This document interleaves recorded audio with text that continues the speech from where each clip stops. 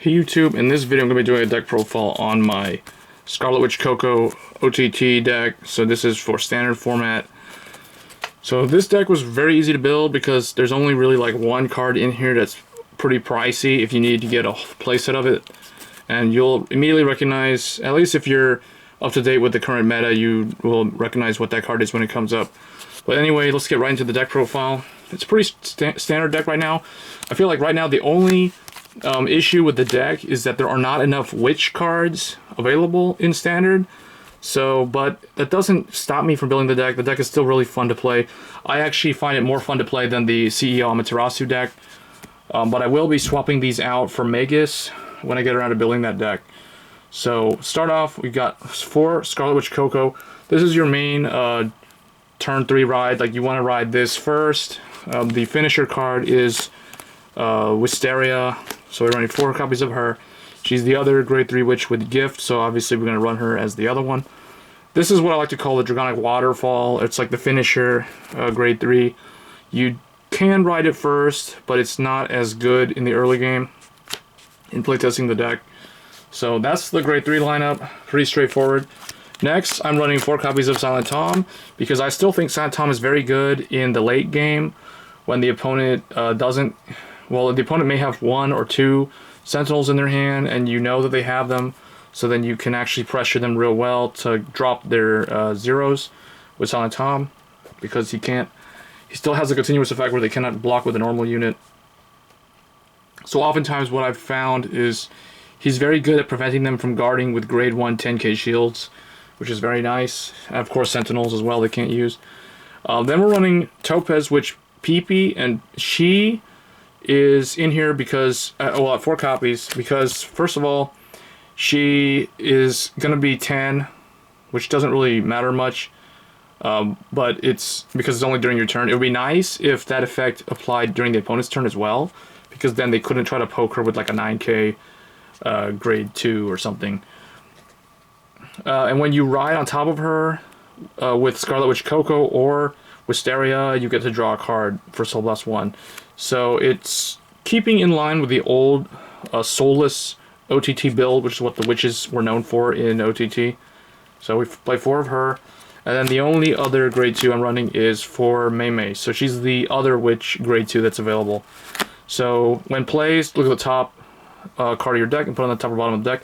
This is never a bad skill. It's always available to you as soon as you ride the card or call the card as a rear guard. So we play it just to help cycle for triggers, essentially.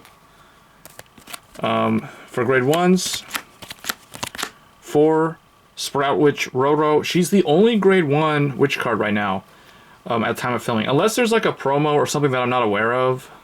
This is the only grade 1 witch card in here. So what you see, not counting Silent Tom, but you can see like this is basically all the witch cards available for Scarlet Coco's effect. That's the reason why the deck does have, oftentimes it'll have some inconsistency, but I do feel that the lack of witch cards does make the deck more, I guess, not so power creepy. It's just not like super overpowered early, because I feel like the way Bushiroad's been making the new Vanguard go is that really trying to address power creep and prevent it from messing up the game like it did in the previous edition of the game. Next we're running 4 Tetra Magus. So this is the pricey card, I know. But Tetra Magus, you run 4 copies because it's amazing. Right now, it's good in any OTT build. It just helps a lot. This and Silent Tom are very good cards for the clan. Because the clan does tend to be limited in building big columns. So this actually helps put pressure immediately on the opponent in the sense that now they know, oh, the guy's going to heal, or oh, the guy's going to have critical guaranteed. So it's kind of nice to use these 2 cards together. And then our resource conservation card is what I like to call these. The Unflipper card, Oracle Guardian, Gemini. 4 of it because it's good. It's an 8k. All these are 8k, so they're pretty good. Grade 1s. And then just 2 Circle Magus. These 2 card choices could be anything that you kind of want to tune the deck in any regard of like how you want it to play. But I'm just running 2 Circle Magus because it doesn't use any Well, I mean, you do counterblast if it's available, if you ride on it, if you open up with this card, but because I'm only running 2 copies, that's very unlikely to happen. But most of the time, you use it for the drive check grade 2 or greater effect. So just 2 copies of it. It's another 8K.